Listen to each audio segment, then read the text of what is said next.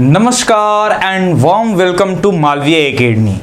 तो आप सभी लोग इसके फर्स्ट लेक्चर को आप देख चुके हैं। जो बच्चे अभी नहीं देखे हैं वो जा कर के एक 2024 का पीवाईक्यू जो है ऑलरेडी उसको अपलोड कर दिया गया है, उसको भी जाकर आप देख लें। और आज हम सभी लोग 2023 के पीवाईक्यू को देखेंगे कि आपके जो है लीगल रीजनिंग के अंदर क्या क्या चीज़ें पूछी गई है और किस तरह से आपको अप्रोच करना है। इस बात को हम इस लेक्चर के अंदर देखेंगे। अब आपके मन में आएगा कि सर ये तो फिर से ये पूछेगा नहीं, तो आप क्यों करा रहे हैं? ये करा इसलिए रहे हैं कि आपको देखिए, अगर हम मॉडल क्वेश्चन बनाएंगे तो बहुत बच्चे ऐसे होते हैं जिनको कॉन्फिडेंस नहीं आता है। उनको लगता है कि सर वो मानक फुलफिल हो रहा है कि नहीं, वो स्टैंडर्ड मेंटेन हो रहा है कि नहीं।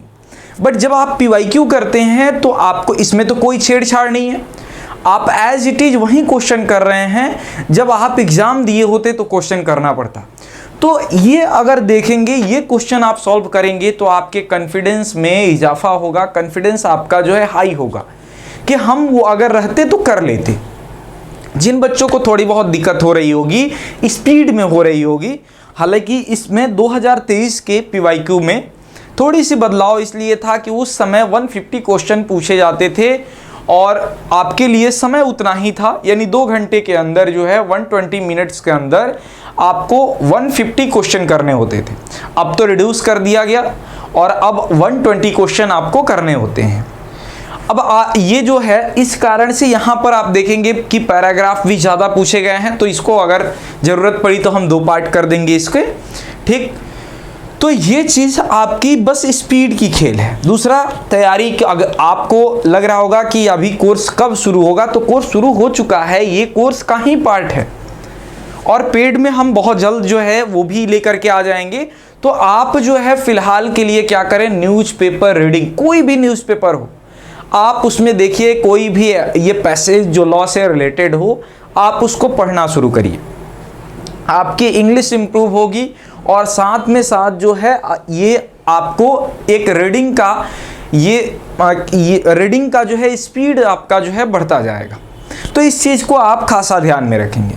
दूसरी बात, आपके कमेंट सेक्शन में बहुत सारा प्यार मोहब्बत मिला और एक क्वेरी उसमें आपकी थी कि सर केवल लीगल से तो नहीं होगा, केवल लीगल रीजनिंग से नहीं होगा, हमको लॉजिकल रीजनिंग भी चाहिए, इंग्लिश लैंग्वेज भी चाहिए, ये आपको जो है क्वांटिटेटिव ये एप्टीट्यूड्स भी चाहिए। तो ये परेशान होने की ज़रूरत नहीं है। आपके रिलेटेड मेंटर्स जो हैं हम कोऑर्डिनेट कर रहे हैं सबसे, सब कोई का क्लास जो है आपको शेड्यूल होगा और सारे लेक्चर आपको मिलेंगे, ठीक। तो परेशान होने की ज़रूरत नहीं है। केवल लीगल नहीं, आपको फुल कोर्स का मतलब होता है फुल कोर्स, यानी पूरे अप टू जो आपके स्टैंडर्ड है उसके हिसाब से, ठीक। तो ये भी क्वेरी आपकी दूर हो गई होगी। चलिए और समय ज़ाया न करते हैं और आते हैं हम लोग जो है 2023 के पीवाईक्यू पे कि जो पैसेज पूछे हैं उसकी अप्रोच क्या होनी चाहिए। और हम आपको बता दें कि ये भी सारा पैसेज ये लॉ के स्टैटिक पार्ट, मतलब जो लॉ के स्टैटिक पार्ट है उसी से रिलेटेड कोई डिसीजन आया, कोई न्यूज़ आर्टिकल्स आया, कोई कमेंट्स आए, उसी से रिलेटेड जो है उठा करके और डाला गया है। यहाँ पर देखिए पहला पैसेज आपके सामने है, देखिए कह रहा है questioning a case of cruelty.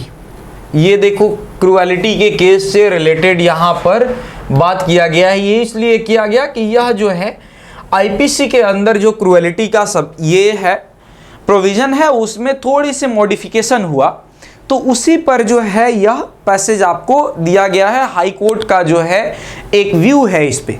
देखिए questioning a case of cruelty, ये किससे जुड़ा हुआ है? केस ऑफ क्रूएलिटी से जुड़ा हुआ है। That was filed against a man by his wife, ठीक।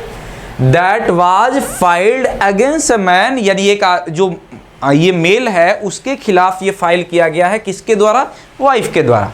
इतना तो समझ में आ गया कि यह मामला किससे जुड़ा हुआ है, बॉम्बे हाई कोर्ट का मामला है और हस्बैंड वाइफ का जुड़ा हुआ, ठीक। यहाँ से क्लियर यही हो रहा है ना, a man by his wife, यानी वाइफ और हस्बैंड के बीच का मामला है। High Court said that if a married lady is asked to do, ठीक, household work for the family, it cannot be said that she is treated like a maid servant। इस Bombay high court ने इस plea को खारिज कर दिया कि अगर कोई मैरिड वीमेन है और उसको कहा जाता है घर के काम धाम करने में, तो ये नहीं माना जाएगा कि वह जो है मेड है, एक सर्वेंट की बात ही काम कर रही है, ये नहीं माना जाएगा। ठीक है, चलो यह जो है ऑब्जर्वेशन किसका था? हाई कोर्ट का। The court was hearing the application by the husband on his ये parent seeking that the proceeding against them was quashed. और यह मामला जो है हस्बैंड द्वारा एक वो फाइल किया गया था अपने वाइफ के जो आरोप थे उसके अगेंस्ट में। अ फर्स्ट इंफॉर्मेशन रिपोर्ट यानी जो FIR था was filed against the trio in ये सितंबर 2020।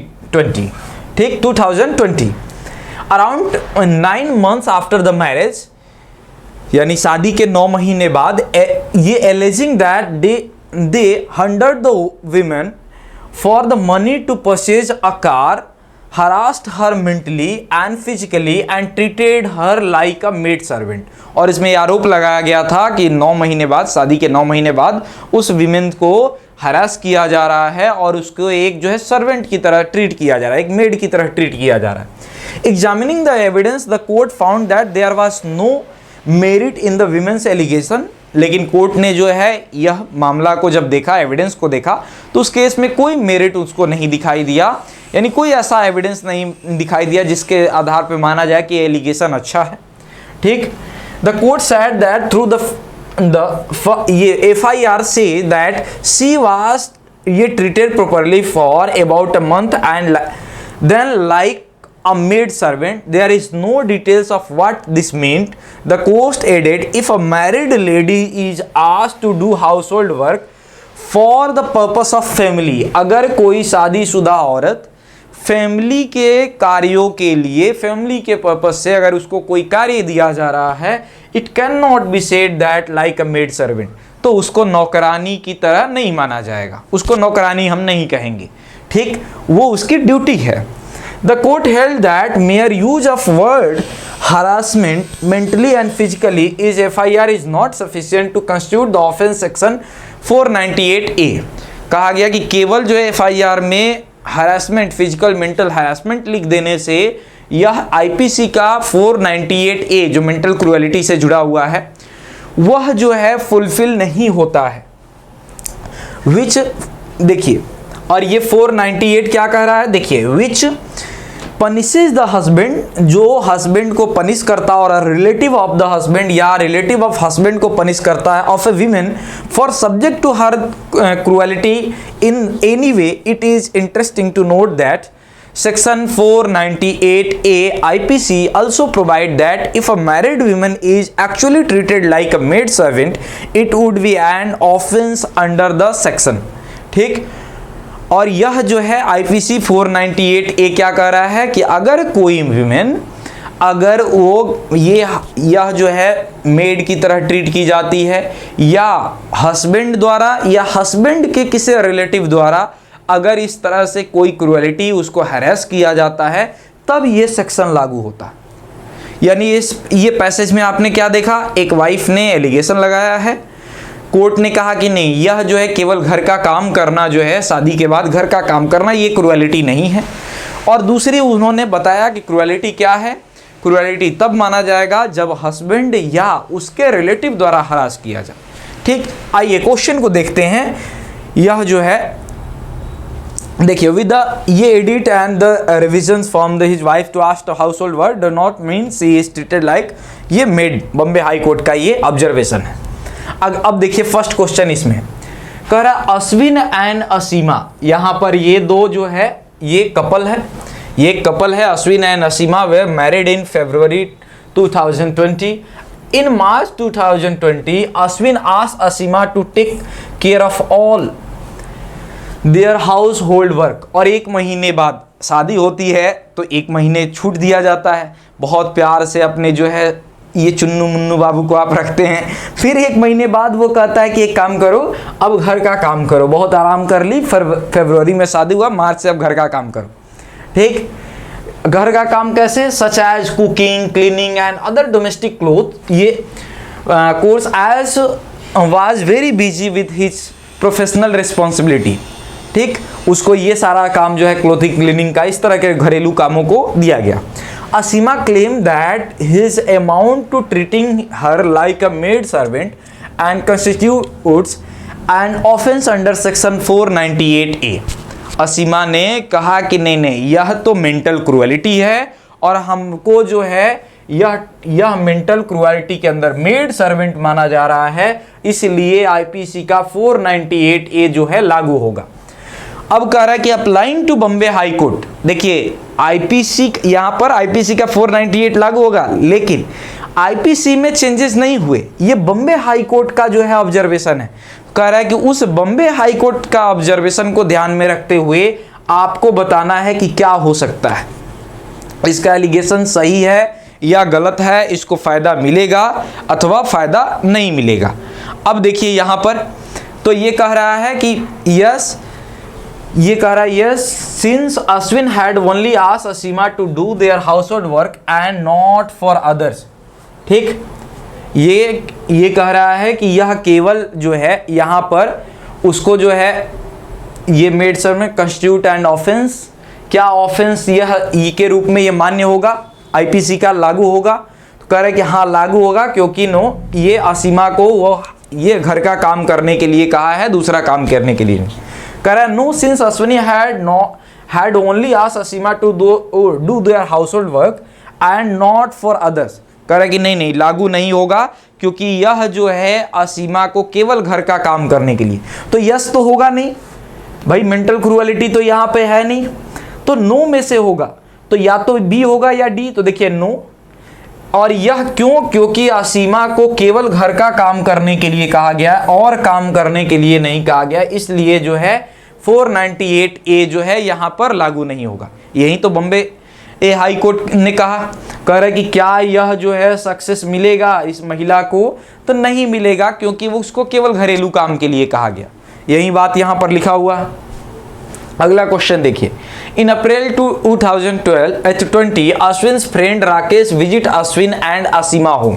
अब यहाँ पर थर्ड पर्सन देखिए, उनके फ्रेंड आ रहे हैं, अश्विन जो हस्बैंड है उनके फ्रेंड जो है राकेश आ रहे हैं इनके घर, and says that them for a few days during and ये stay with them for a few days, और कुछ दिन उन लोगों के साथ रहते हैं। During his visit he is very mean to Asima and ये use abusive language with her, वह जो है ये असीमा के साथ बहुत थोड़ा सा नीच हरकत करते हैं, प्लस जो है उसके लिए गंदे शब्द का यूज करते हैं। She also through a plate at her, उसके ऊपर प्लेट ये फेंक देते हैं।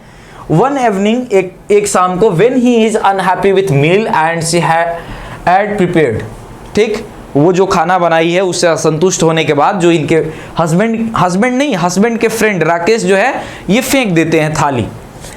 असीमा now claim that Rakesh has committed an offence under 498A। कह रहा है कि is she likely to succeed, इनके ऊपर जो है असीमा जो है 498A लगाती है, क्या ये सक्सीड होगी? याद करिए जब हम पैसेज की बात किए थे तभी बताए थे 498 ये किस पे लागू होता है, पैसेज किसके बारे में था? हस्बैंड वाइफ के बारे में। Mental cruelty, house hold work या ये मेड सर्वेंट वाली जो बात हुई थी वो हस्बैंड वाइफ के बारे में। क्या राकेश जो है का असीमा के साथ इस तरह का कोई संबंध है? दो ही हो सकते हैं, या तो हस्बैंड हो सकते हैं या हस्बैंड के रिलेटिव्स हो सकते हैं। फ्रेंड रिलेटिव्स के कैटेगरी में नहीं आते हैं, तो ये तो नहीं हो सकते ना, ये तो नहीं हो सकते क्योंकि रिलेटिव भी नहीं है, तो इन पे नहीं लगेगा। यही चीज देखिए, तो ये यहां पर कह रहा है नो, ठीक। Rakesh section were perfectly justifiable for the man, नहीं ये नहीं होगा। फिर यस तो ऐसे ही नहीं होगा। कह रहा है कि no, since Rakesh is not her husband nor in the related to husband, ठीक, नहीं वो सक्सीड नहीं होगी क्योंकि ना तो वो उनके हस्बैंड है ना ही रिलेटिव है, ठीक। तो इसलिए जो है यह 498 नहीं लगेगा, यही बात इसमें पूछा है। अगला क्वेश्चन चलिए, फ्रस्ट्रेटेड एंड ये अपसेट विथ हर मैरिज, ये शाश्वत नियम है, शादी के बाद यही होता है। Frustrated and upset with marriage Asima applies for and it granted to divorce from Ashwin in November. कह रही है कि फ्रस्ट्रेट होकर के असीमा ने क्या किया, डाइवोर्स का मांग कर दिया नवंबर में। Since she and Ashwin has been friends for many years before they got married. हालांकि ये शादी के पहले बहुत सालों तक ये दोनों फ्रेंड रहे, लव मैरिज टाइप की शादी लग रही है इनकी। She stays in touch with him, she moves into her own apartment and stay going to office regularly at a new job. Ashwin is very upset at his at this and he start treating Asima very cruelly. ये हालांकि अश्विन जो है इनसे हमेशा खफा रहते थे और उसको जो है बहुत ज़्यादा जो है क्रूर तरीके से बर्ताव करने लगे। Asima again claim that Ashwini has committed an offence under section 498A IPC। Is she right? अब जो है 498 लगाया गया, क्या यह सक्सीड होगी? अब यहाँ पर पूछा गया है कि क्या यह जो है यहाँ पर इनको सक्सेस मिलेगा। ठीक, तो अब ये देखिए यहाँ पर ये पूछ रहा है कि यहाँ पर नवंबर के बाद जब ये दोनों सेपरेट हो गए तो अब there is no status of husband and wife. जब सेपरेट हो गए, डाइवोर्स्ड हो गया, तो अब तो हस्बैंड वाइफ है नहीं। जब हस्बैंड वाइफ नहीं है तो 498 लगेगा? नहीं लगेगा ना। यही बात तो ये कह रहा है। देखिए, ये apply for granting divorce from Ashwini in November, और इसके बाद से ये जो है इनका डाइवोर्स हो गया। अब जो है ये कह रही है कि 498 लगेगा, नहीं लगेगा। तो यस वाले को तो ऐसे ही आप काटो। अब नो वाले में सिंस अश्विनी ये यहाँ पर देखिए ये अनहैप्पी वाली बात होगी नहीं। ये देखिए no since she is no longer married to Ashwini, नहीं अब नहीं लगेगा क्योंकि अब ये दोनों के बीच कोई शादी का बंधन नहीं है। तो ये बहुत आसान है, बच्चों वाला क्वेश्चन है। अगला क्वेश्चन देखिए, करें assume that the government passes a new law in January 2021। अब एक हाइपोथेटिकल कंडीशन बना रहा है कि मान लीजिए कि सरकार ने एक जो है कानून बनाया। ये कब बना रही है? जनवरी 2021 में। Called a protection of rights of married women act 2021। और यह जो है ये 2021 के प्रोटेक्शन के लिए बन रही है। According to which asking a married women to take care of household ये कोरस वुड बी ऑफेंस। कह रहा है कि अगर किसी को ये मैरिड वीमेन को ये घरेलू काम के लिए बाध्य किया जाएगा तो ऑफेंस मान लिया जाएगा। ठीक है, अब इसके बाद देखिए यह जो है जो कानून नया आया है प्रोटेक्शन के लिए, protection of married women's right. ठीक, also provide that if a man commits such an offense he would have be pay compensation। अगर इस तरह से कोई ये हस्बैंड जो है यानी ये मर्द जो है काम कर रहा है तो उसको क्या होगा? क्षतिपूर्ति देना होगा, कंपनसेशन देना होगा। The act even applies to ये action that were committed any time in the 3 years prior to the new law। ठीक, अब कह रहा है कि यह लॉ जो है, देखिए कह रहा है कि यह जो है इवन अप्लाई, यह अप्लाई हो सकता है even if any offence committed any time in the ये 3 year prior to the new law coming into force. नए कानून आने के पहले तक ये हो सकता है, 3 साल तक ये हो सकता है। And even if the man and women involve in the matter were no longer married, और यहाँ तक कि अगर कोई शादीशुदा नहीं भी है तो भी उस पर लागू हो सकता है। अपन ये हियरिंग अबाउट न्यू लॉ, इस नए कानून को सुनने के बाद ये असीमा ये वंस अगेन ये allege that Ashwini has committed an offence under section 498। अब कहा गया कि यह सुनने के बाद जो है फिर से वो जाकर के केस कर देती है आईपीसी के 498 के, and claim compensation under the ये protection of rights of married women act. इसके तहत जो है वो क्लेम करती है कंपनसेशन का। क्या वह राइट है और क्या उसको सफलता मिलेगी? अब बताइए यहाँ पर कि क्या वो राइट है और क्या उसको सफलता मिलेगी, यहाँ पर बताना है। आपके ऑप्शन देखिए, यहाँ पर कह रहा है कि Asima is right about the Ashwini committing an offence under section 498 of IPC but she will not get compensation under the POMWA। ठीक, कह रहे कि असीमा सही तो है लेकिन कि वो ऑफेंस हुआ है लेकिन उनको जो है कंपनसेशन नहीं मिलेगा। दूसरा कह रहा है Asima will get compensation under this new act but she is not right about the Ashwini committing to the offence under section 498। ठीक उल्टा इसका बात कर रहा है कि उसको कंपनसेशन तो मिलेगा लेकिन वो ऑफेंस नहीं माना जाएगा 498 के तहत। तीसरा कह रहा है Asima will get compensation under the new law and she will also right about the Ashwin committing the offence under 498। इसमें दोनों कह रहा है कि उसको कंपनसेशन भी मिलेगा और वह जो है वह ऑफेंस भी माना जाएगा। और ये चौथा ऑप्शन कह रहा है कि Asima will neither get compensation under the new law nor he has right to the Ashwin committing the offence under section 498 of the IPC. अब इसमें देखिए कि यह जो है इसमें कह रहा है कि यह इसको जो है कंपनसेशन भी मिलेगा और यह जो है ये, लेकिन इसको राइट नहीं है कि यह जो है इस सेक्शन के तहत वह जो है अश्विनी को ये ऑफेंस कमिट करे। तो इसमें आप देखेंगे कि ये 3 इयर्स के लिए ये क्या है, न्यू लॉ हुआ है, नया कानून बना है, पुराने कानून में बदलाव नहीं हुआ है। तो न्यू कानून जो है वह उसके तहत 3 साल पहले तक की भी कोई मामला होगा तो कंपनसेशन मिलेगा। ये कह रहा है 2021 में आया जनवरी में और इनकी शादी हुआ था, आपको हमने बताया फरवरी 2020। तो यह जो 2020 को जब हुआ था तो यहाँ पर 3 साल पहले वो लागू होगा, यानी कंपनसेशन तो मिलेगा, लेकिन इनको इसके तहत नहीं, ये ऑफेंस इसलिए नहीं माना जाएगा क्योंकि इसमें कोई अमेंडमेंट नहीं किया गया, इसके तहत जो है वह ऑफेंस नहीं होगा। तो आपका ऑप्शन क्या हो जाएगा, ऑप्शन बी हो जाएगा कि ऑफेंस तो हम मानेंगे लेकिन उसको क्या होगा, कंपनसेशन नहीं मिलेगा। ठीक, चलो आगे चलते हैं। ये कंपनसेशन तो मिलेगा लेकिन यह जो है ऑफेंस उसका नहीं माना जाएगा। आगे चलो। Assume that in March 2021 the government changes section 498। देखिए जिस चीज का उसके पहले में हम लोगों ने जिस आधार पे आंसर किया उसी को अब कह रहा है कि अब मान लीजिए हाइपोथेटिकल कंडीशन है कि मार्च में या 498 में भी चेंजेज हो गए, यानी न्यू लॉ के आने के बाद ये ने इसमें भी चेंजेस कर दिया गया, पहले वाले क्वेश्चन में चेंज नहीं किया गया। The effect of the change is that asking a married women to do household ये chores even if their own family by herself would be considered cruelty and therefore and ये offence under the section. अब कह रहा है कि अब जो है हाउस होल्ड वर्क को क्रुएलिटी को के अंदर रखेंगे।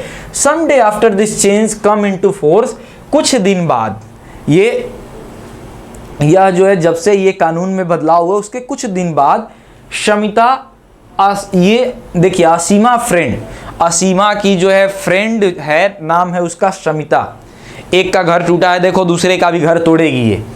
तो असीमा की फ्रेंड है Shamita tells her that her husband has been forcing her to do all the household work by herself। वो बताती है कि उसके भी हस्बैंड घर का सारा काम उसे खुद ही करवाते हैं। Asima tells Samita that her husband's action would amount to an offense under section 498A। वो बोलती है कि यार तब तो तुम्हारे जो हस्बैंड हैं वो ऑफेंस कर रहे हैं अंडर 498। वह ये आईपीसी की धारा को बताते हैं even though Asima herself has been unsuccessful, हालांकि असीमा अनसक्सेसफुल रही, उसको यह जो है ऑफेंस सिद्ध नहीं कर पाई, लेकिन ये अश्विन ये convicted under the section in the past, पहले अश्विन को इस सेक्शन के तहत जो है कन्विक्शन नहीं माना गया।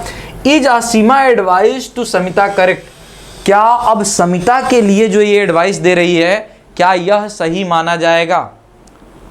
अब जो है क्या यह अगर यही काम जो असीमा की थी अब समिता करेगी तो क्या समिता के हस्बैंड को ऑफेंस का लाइबल माना जाएगा? तो यहां पर देखिए कह रहा है yes since section 498 has now been changed, कह रहा है कि हाँ क्योंकि अब लॉ चेंज हो चुका है, यही बात तो ये कह रहा है गवर्नमेंट चेंज रूल, यहां तक तो ये सही लग रहा है। And Samita husband action would now be offence under the ये चेंज सेक्शन 498, और चेंज होने के कारण से ये ऑफेंस है। देखो परफेक्ट हमारा पहला ऑप्शन ही मिल गया। तो इसका आंसर क्या हो जाएगा कि हाँ अब समिता के हस्बैंड को ऑफेंस के लिए लाइबल माना जाएगा क्योंकि यह जो कानून है वो अब चेंज हो चुका है। ठीक, ये बात समझ में आ रही होगी आपको। इसके पहले वाले में आप देखिए ये कानून चेंज नहीं था, केवल कंपनसेशन की बात किया जा रहा था कि 3 साल पहले भी ऐसी कोई घटना हुई होगी तो कंपनसेशन मिलेगा। लेकिन यहाँ क्लियरली आपके ये क्वेश्चन में कह रहा है कि अब चेंज हो चुका है। ठीक है, चलिए अगला यह जो है आपके पैसेज यहाँ पर सीआरपीसी के बारे में ये दिया हुआ है, क्रिमिनल प्रोसीजर कोड से रिलेटेड।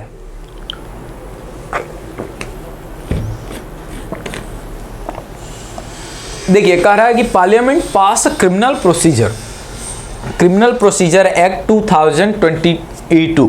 अब देखिए हमने आपको क्या बताया कि जब भी कोई नया एक्ट इनेक्टमेंट होगा, जैसे 2023 का, अब कल 2024 का कर रहे थे, उसमें 2023 वाली बातें आ रही थी।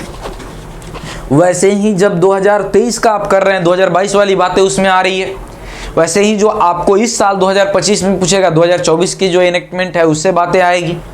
तो वही पूछ रहा है parliament pass the criminal procedure identification act 2022, the act in March 2022, the legislation enable police and the central investigating agency to collect. देखिए ये किसके लिए वह ऑथराइज कर रहा है इसको, पुलिस को और सेंट्रल ये इन्वेस्टिगेटिंग एजेंसी को। किसको किसको इनेबल किया है, पहला तो किया है पुलिस को, इसको देखिए पहला तो किया है पुलिस को, enables police and the central investigating agency to collect, store and analyse the measurement of the arrested person, कि वह जो है ये वो क्या करे, जो अरेस्टेड पर्सन है उसको इकट्ठा करें, उसको जो है रखें, उनका सैंपल इकट्ठा करें। Until rules are notified as the act can not be implemented और कम इनटू फोर्स। लेकिन कहा गया है कि जब तक जो है इस कानून को अलग से नोटिफिकेशन में जारी नहीं करेंगे तब तक ये इम्प्लीमेंट नहीं होगा। ऑन ये सितंबर 19, 2022 the ministry of home affairs notified, इस डेट को जो है नोटिफाई कर दिया गया, यानी यह जो है कानून इस डेट से लागू हो गया। ठीक, इस दिन से इन्फोर्समेंट हो गई इसकी। The act empowers some magistrate to direct ये any person to give measurement to the police which till now are ये रिवर्स्ड फॉर द ये convict and those involved to the heinous crime. कह रहा है कि अब जो है यह क्या इनेबल कर रहा है कि कोई भी हीनियस क्राइम के अंदर होगा तो पुलिस जो है मजिस्ट्रेट जो है उससे सैंपल इकट्ठा करेगी। It also enables police personnel of the rank of head constable और above the take measurement to any person. और ये किस पुलिस को किया गया है, सबको नहीं, जो हेड कांस्टेबल या उसके ऊपर जो होगा। देखिए it's also enable police personal rank of head constable और एबव, यानी जो हेड कांस्टेबल हो या उससे ऊपर का आदमी हो उसी के लिए ये लागू होगा। ठीक, ये person who resist to refuse the give measurement when order to do so by the magistrate as per the rule measurements means. अब देखिए ये मेजरमेंट शब्द जो बार बार आ रहा था, जिसको हम कह रहे थे कि सैंपल जैसे आप मानिए, उसका मतलब क्या होता है, जैसे उसके अंदर वो ये फिंगर इम्प्रेशंस ले सकते हैं, फिंगरप्रिंट ले सकते हैं, पाम प्रिंट्स ले सकते हैं, हथेली के प्रिंट्स को ले सकते हैं, फुटप्रिंट ले सकते हैं, फोटोग्राफ ले सकते हैं, आइरिस के रेटिना को स्कैन कर सकते हैं, फिजिकल बायोलॉजिकल सैंपल ले सकते हैं, and their analysis behaviour attributes including the signature, handwriting, ये सारी चीज़ें का सैंपल वो ले सकते हैं। कौन, हेड कांस्टेबल या उससे एबव के लोग, किसके ऑर्डर पे, मजिस्ट्रेट के ऑर्डर पे। थ्रू इट ये though it has not been specified analysis of biological sample could also include DNA profiling. ठीक, लेकिन यहाँ पर जो है यह स्पेसिफाई नहीं किया गया है, यह जो है ये क्लियर नहीं किया गया है कि क्या बायोलॉजिकल सैंपल में डीएनए प्रोफाइलिंग को भी शामिल किया जाएगा, क्या डीएनए प्रोफाइलिंग को भी शामिल किया जाएगा। ठीक, ये थोड़ा सा वेग स्टेटमेंट है, तो इससे अगर क्वेश्चन बनेगा ध्यान से हम देखेंगे। However the rules state that the measurement of, अच्छा ऐसे देखिए हम यहाँ पर जो ये आपको कर रहे हैं, तो जो भी इंपॉर्टेंट जैसे जो कीवर्ड होता है ना, जब पैसेज पढ़ते जाइएगा तो आप गोल करते जाइएगा ताकि आपको की वाले फैक्ट पूरा अब तेजी से करना है। तो यहाँ तो हम आपको पढ़ा रहे हैं इसलिए आपको लाइन बाय लाइन हम कर रहे हैं।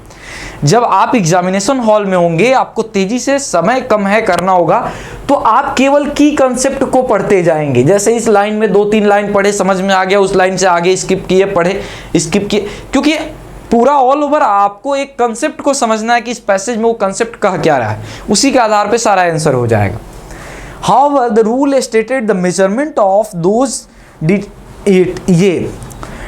Detain under the preventive section of the code of criminal procedure shall not be taken unless such person is at that time charged or under arrest of the connection with any other offense punishable under any other law।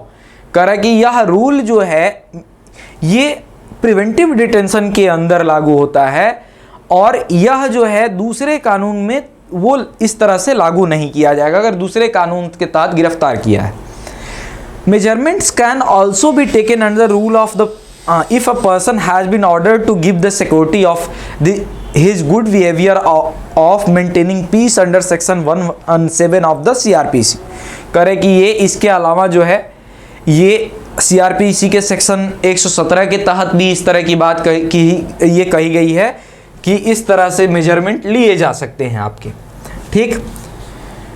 उसके बाद से ये जो है ये यहाँ पर देखिए आपको एक ये विजेता सिंह का के ये लिखा हुआ है, इस पे एक नोट्स है और ये द हिंदू में ये पब्लिश हुआ और उसी से यह जो है उठा करके पूछ लिया गया है। चलिए यहाँ पर हम देखते हैं, ठीक। अभी ये कंडीशन देखिए, कह रहा है कि Varghese is arrested by a police on April 11, 2022। यह अप्रैल में 11 अप्रैल को यह गिरफ्तार किए गए हैं। यहीं आप ध्यान से देखिएगा, 19 के बाद ये लॉ इन्फोर्स हुआ है, ये 11 को कह रहा है। चलिए देखते हैं। On the suspicious of having committed a series of minor theft, और उनको जो है बहुत छोटे छोटे बहुत सारे ये आप चोरी के अपराध में गिरफ्तार किया जाता है। During their investigation the police find some fingerprints at the crime scene, और इन्वेस्टिगेशन के दौरान पुलिस जो है कुछ फिंगरप्रिंट्स पाती है, जहाँ जहाँ क्राइम हुआ है वहाँ पर आप फिंगरप्रिंट्स मिलते हैं। And on April 12, 2022, they tells Varghese that must provide their finger impression to them so that they can check whether they match with the fingerprints from the crime scene। और इस तारीख को 12 तारीख को वह मांगती है इनसे फिंगर इम्प्रेशन देने को कहती है ताकि वो मैच करा सके कि जो हम घटनास्थल से बरामद किए हैं फिंगरप्रिंट्स क्या उससे मैच हो रहा है कि नहीं। When Varghese refuse, जब भार्गेस जो है रिफ्यूज करता है, मना करता है, the police tell him that he has no choice but to provide his measurements। कि वो पुलिस कहती है कि आपके पास ये चॉइस विकल्प नहीं है, हम आपसे पूछ नहीं रहे हैं, बता रहे हैं, यानी हाँ कर ना कर वाली स्थिति नहीं है, यहाँ पे आपको देना ही पड़ेगा क्योंकि ऐसा रूल है। As the act has been passed by the parliament the previous month, और कहा था कि जैसा कि ये प्रीवियस मंथ में, इसके पहले अप्रैल के पहले मार्च में ये कानून पास हुआ था, तो जैसा कानून पास हुआ उसके हिसाब से आपको देना पड़ेगा। Was Varghese bound to provide his finger impression? क्या यह जो है देने के लिए बाध्य है? तो यह जो है आपको अब यहाँ पर की कंसेप्ट देना है। कुछ अब इधर उधर अगर भटकेंगे वो गलत करेंगे। ऑप्शन देखिए कितना माइनर है ऑप्शन में, ठीक। कह रहा है कि no since Varghese has only been arrested and not convicted। यहाँ कन्विक्शन अरेस्ट की बात ही नहीं किया गया है। यहाँ तो क्लियरली पैसेज में लिखा गया था कि जिस दिन से नोटिफाई होगा उस दिन से ये लागू होगा। फिर कह रहा है कि yes since Varghese was not under, नहीं ये नहीं। No since the rule has been not yet been notified, ये सही है, वो नहीं देगा वो फिंगरप्रिंट क्योंकि अभी तक रूल नोटिफाइड नहीं हुए हैं। अप्रैल में ये सारी बातें लिख रहा है और ये लिखा गया है कि जब नोटिफाइड होगा उससे। देखिए यहाँ पर कह रहा है until rule are notified and act can not be implemented, can not be implemented, जब तक नोटिफाइड नहीं होगा यह कानून लागू नहीं होगा। नोटिफाइड कब हुआ? नवंबर में। ये नोटिफाइड कब हुआ? सितंबर में, 19 सितंबर को। और ये घटना कब की है? अप्रैल की। नहीं होगा। तो ये आपको बहुत अच्छे से ये समझ में आ गया होगा। तो इसका आंसर आप क्या करोगे? आप इसका आंसर करोगे सी। ठीक है, इसमें जो है आप इसका आंसर क्या करोगे? सी करोगे। ठीक, चलो अगले क्वेश्चन पे चलते हैं। कह रहा है कि Varghese is later release by the police because they are unable to find enough evidence to make a strong case against him. Varghese को बाद में छोड़ दिया गया क्योंकि उसके खिलाफ कोई साक्ष्य नहीं मिला। ऑन अक्टूबर 5, सितंबर में, देखिए सितंबर में अब वो नोटिफाइड हो गया, कंडीशन बदल गया। On October 5, 2012, the police received a complaint alleging the Varghese had been beaten up his neighbor and caused the neighbors ये severe injury। अब जो है ये फिर पकड़े जाते हैं, इनका भाग ही खराब है। बताइए कि अपराधी बार बार पकड़ा जा रहा है। अक्टूबर में ये पकड़े गए हैं, अपने पड़ोसी को धो दिए थे, बिना सर्फ साबुन के पीट दिए थे। तो इस कारण से वो उसको जो है सीवियर इंजरी हुई थी और उसमें ये पकड़े गए। They asked the local magistrate to issue an order directing to the Varghese to provide the police his blood sample। और कहा गया कि ये मजिस्ट्रेट ने ये ऑर्डर पास किया कि ये जो है आपको ब्लड सैंपल देना होगा, so that they can match them against the some blood stain and were found on the neighbor's cloth, ताकि वो मैच करा सके कि पड़ोसी के ये कपड़े पे जो ये ब्लड के धब्बे लगे हुए हैं उससे इनका खून मैच हो रहा है कि नहीं, यही पीटे हैं कि कोई दूसरा पीटा है। The magistrate is issue the order but Varghese refuse to provide the blood sample. फिर से ये मना कर दे रहे हैं कि नहीं देंगे हम। क्या इस बार ये बचेंगे? Is Varghese bound to provide his blood sample is police under the act. क्या ये बाध्यकारी है, इनको देना पड़ेगा? तो इस बार तो देना पड़ेगा भाई, क्योंकि मामला अक्टूबर का है, एक्ट आ गया, सितंबर में ही नोटिफाई हो गया, देना पड़ेगा। तो यस तो होगा ही। यस सिंस द क्राइम है दैट ये Varghese is accuse of very serious. नहीं, क्राइम सीरियस होने से कोई मतलब नहीं है। कह रहे कि yes since the magistrate has pass an order directing him to do so. हाँ, क्योंकि मजिस्ट्रेट ने जो है इनको डायरेक्ट करने के लिए बोला। ठीक, डायरेक्ट करते हुए बोला था, ये सही हो सकता है, लेकिन और भी सुटेबल देखते हैं, कहीं से और सुटेबल मिले। Yes since Varghese has already been arrested in the contention, पहले से गिरफ्तार हुए हैं इसलिए। नहीं, ऐसा कुछ बात नहीं है।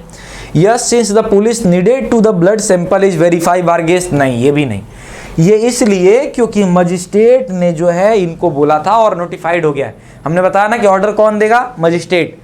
ये सैंपल कलेक्शन कौन लेगा? हेड कांस्टेबल या उससे ऊपर का लोग। ठीक, चलो तो बी आपका सही आंसर।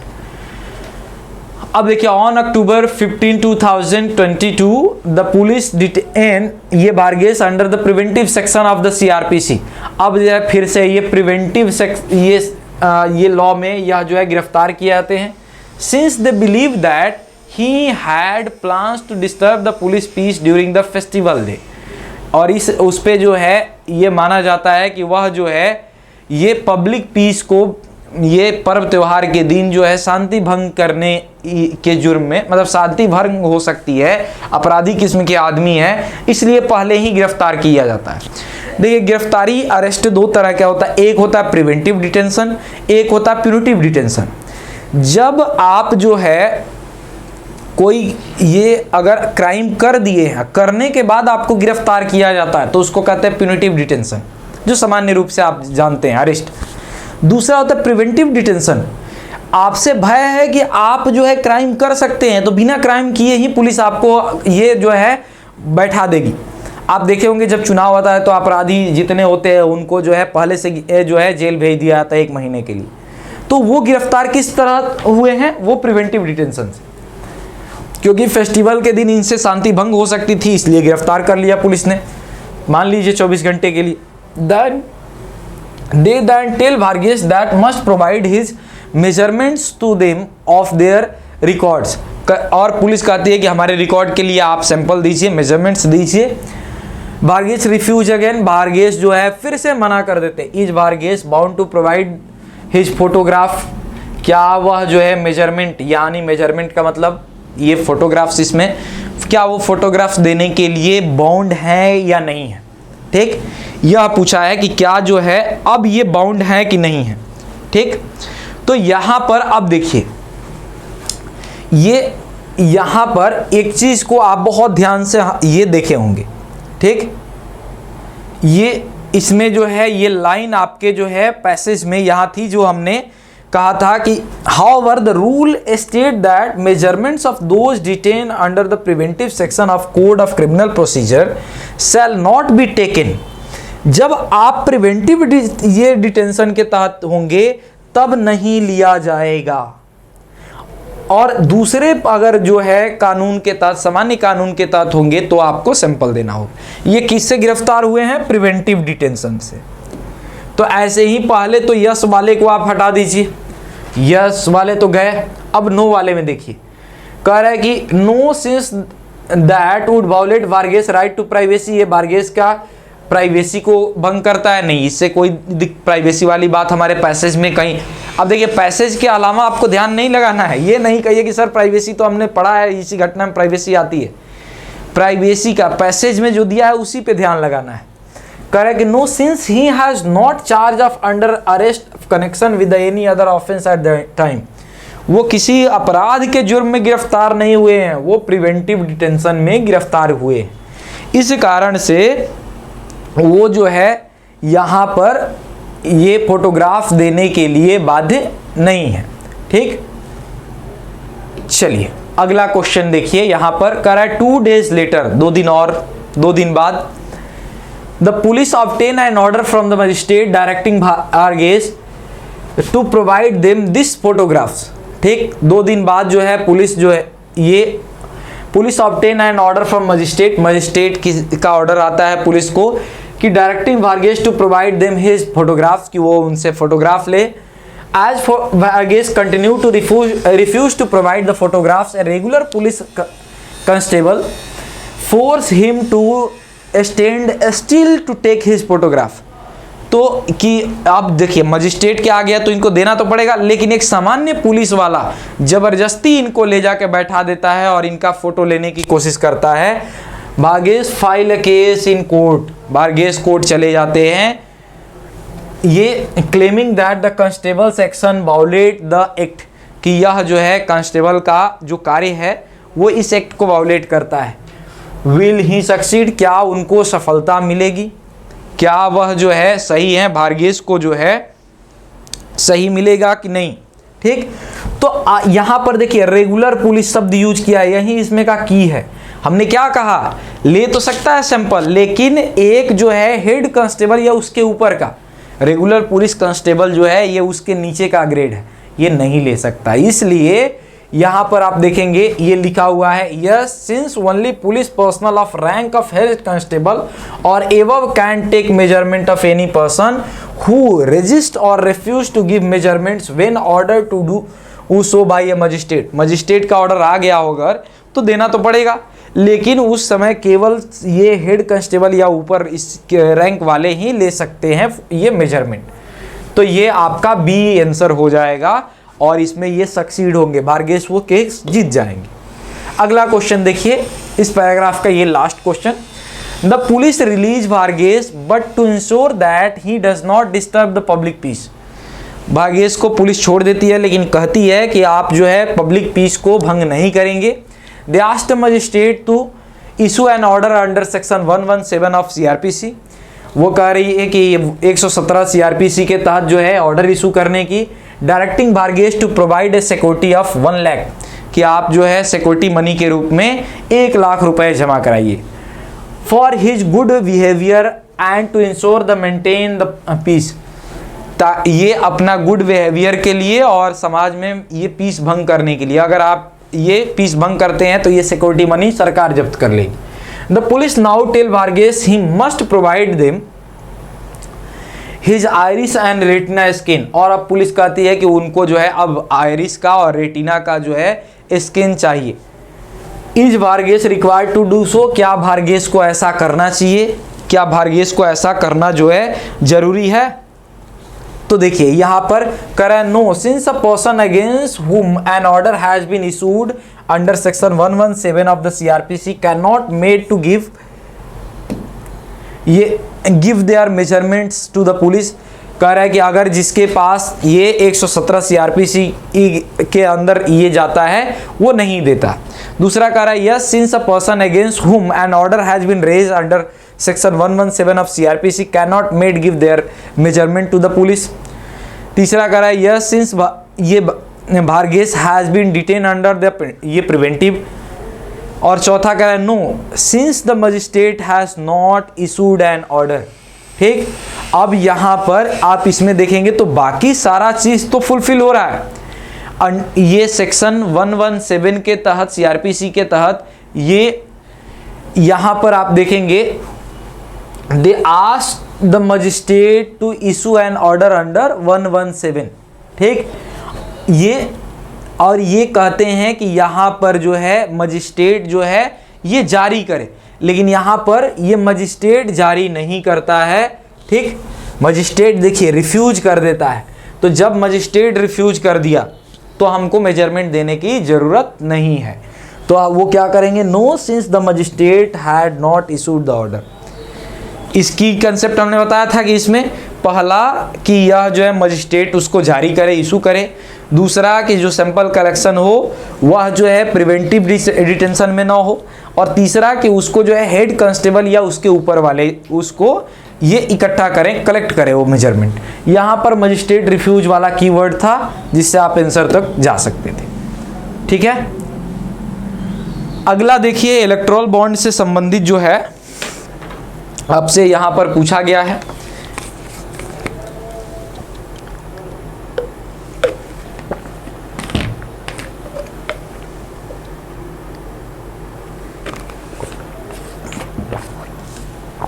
इलेक्टोरल बॉन्ड से संबंधित ये पैसेज है और इससे आपको जो है कुछ क्वेश्चंस है। देखिए, the government has amended the electoral bond scheme 2018 के इलेक्टोरल बॉन्ड की स्कीम में वह जो है चेंज किया गया। अच्छा, ये इलेक्टोरल बॉन्ड क्या होता है आपने सुना होगा। ये इलेक्टोरल बॉन्ड क्या होता है, ये पॉलिटिकल पार्टी को चंदा देने का एक तरीका है। जैसे अगर मान लीजिए आप जो है किसी पार्टी को ये चंदा देना चाहते हैं, आप डोनेट करना चाहते हैं, डायरेक्ट पैसा ले जा करके नहीं दे सकते हैं। आप जो है जाएंगे बैंक के पास, बैंक जो है आपको एक ये जैसे आप डिमांड ड्राफ्ट बनवाते हैं उसी तरह से आपको एक बॉन्ड बना के दे देगा। बैंक को आप पैसा देंगे, वो बॉन्ड ले जाके आप उसको पॉलिटिकल पार्टी को देंगे। पॉलिटिकल पार्टी वो बॉन्ड ले जा करके और विद इन 15 डेज जो है ये बैंक में जमा करेगा और उसको जो है वो पैसा मिल जाएगा। ये प्रोसेस है, उसी की ये बात कर रहा है। ठीक, the ministry of finance on November 7, 2022 issue a notification of amending the scheme of provide an additional period of 15 days for their sale in the year of general election to the legislative assembly of any state and union territory with the legislature।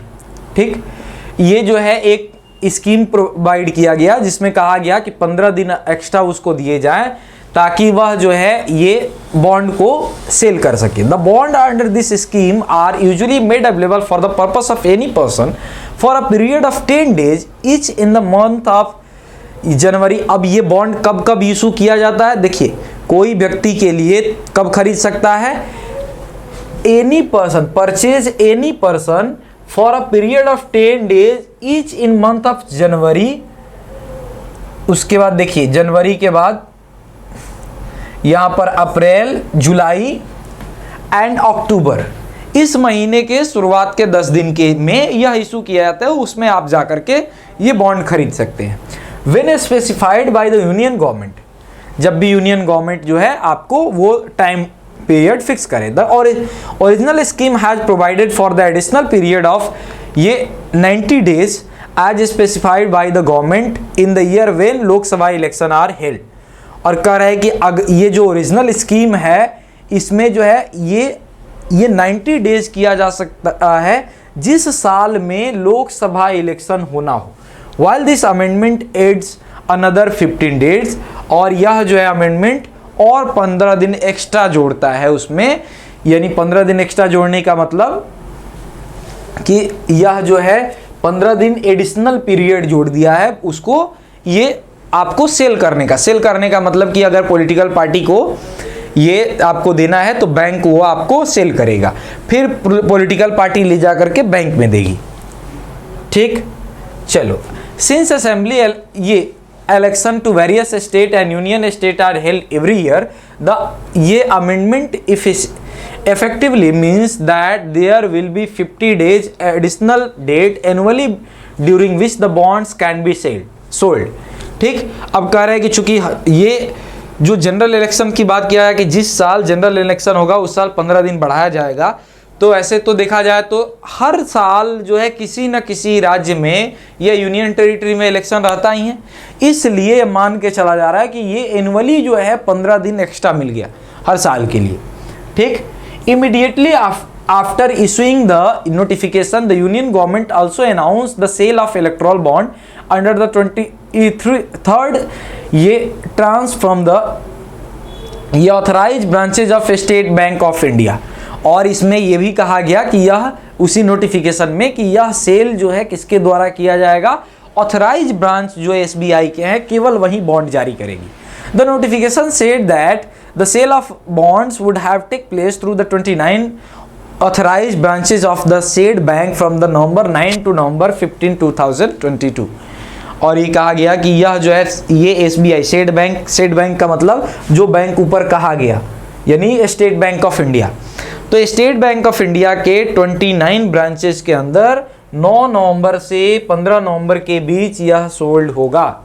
ठीक, like in previous round of sale the electoral bond shall be valid for 15 calendar days from the date of issue and no payment shall be made of any payee political party if the bond is deposited after the expiry date of validity period।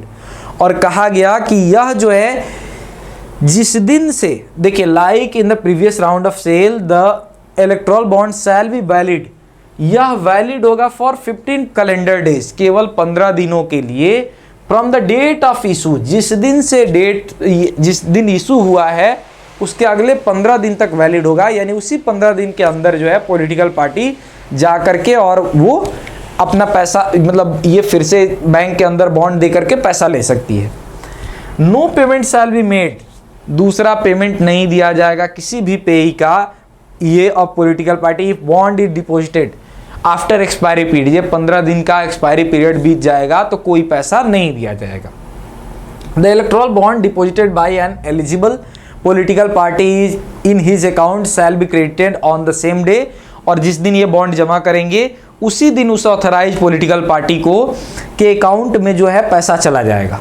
यही बात जो है आप देखेंगे भाई गौरव विवेक भटनागर द्वारा the wire नामक जो है मैगजीन्स में ये बात इलेक्टोरल बॉन्ड स्कीम के बारे में लिखा गया है। ठीक, तो इसी से अब देखिए कंडीशन बना करके आपसे जो है क्वेश्चन पूछे गए हैं। यहाँ कह रहा है कि Ashad buy an electoral bond worth 1 lakh rupees, 1 lakh का वो इलेक्टोरल बॉन्ड खरीदता है। On November 9 2022 the plans to give the bond to the popular ये people's party PPP popular people party जो है उसको ये देने के लिए ये खरीदते हैं। Which has been supportive for any years, जो बहुत साल से उसका सपोर्ट करिए। और November 10 he must travel out of station and some urgent business and he only hands the bond over the representative of PPP on November 14। 10 तारीख को वो जा रहा था लेकिन कुछ अर्जेंट बिजनेस के कारण से वो नहीं दे पाया और फिर वो 14 तारीख को दिया। The PPP representative if deposit the bond in the parties account on November 16, और वह जो है 16 नवंबर को जा करके वह ये बॉन्ड जो है पॉलिटिकल पार्टी के पास पहुंचा। बट द बैंक रिफ्यूज, ये लेकिन बैंक जो है रिफ्यूज कर दिया to credit the bond to the payee account, कि पेई के अकाउंट में हम बॉन्ड का पैसा नहीं डालेंगे। On the ground of it was no longer valid, और कहा कि यह जो है वैलिड नहीं है। इज द बैंक करेक्ट, क्या बैंक जो है सही है। इशू हुआ है 9 तारीख को, ये जो है ये ले जा करके और ये पैसा लेना चाह रहे हैं ये 16 तारीख को। बैंक कह रहा है कि यह जो है इनवैलिड है, क्या इनको पैसा मिलेगा या नहीं मिलेगा। ठीक, यह जो है पैसा इनको मिलना चाहिए कि नहीं मिलना चाहिए। अब कह रहा है कि ये किसमें देखना है कि क्या बैंक सही है, इज द बैंक करेक्ट। तो देखिए ये कह रहा है ना कि 15 दिन तक जो है वैलिड होगा, जिस दिन से ये इशू होगा। 9 तारीख को इशू हुआ तो ऐसे भी ये 24 तारीख तक वैलिड होगा। 9 तारीख से अगर आप ऐड करते हैं तो ये रफली जो है 15 डेज 15 डेज आपको 24 तक होगा। तो यह जो है ये बैंक करेक्ट है? नहीं, नो एक तो जवाब होगा, नो तो होगा, तो यस वाले दोनों को हम हटा दें। अब नो वाले को पढ़े, देखिए, no since the Asad was long time supporter of PPP. नहीं, सपोर्टर से कोई मतलब नहीं है, आप एक दिन के सपोर्टर है, लंबे समय का सपोर्टर है, इसकी कोई बात नहीं। ठीक, दूसरा नो वाला पढ़े, नो सिंस द ये bond was valid on November 16, 2022। नहीं, वो बैंक सक्सेसफुल नहीं होगा, क्योंकि बॉन्ड जो है अभी भी वैलिड है, इनवैलिड नहीं हुआ है, क्योंकि 15 डेज का ये जो लिमिट है वो पार नहीं हुआ है। तो इस कारण से इसका आंसर क्या होगा? डी।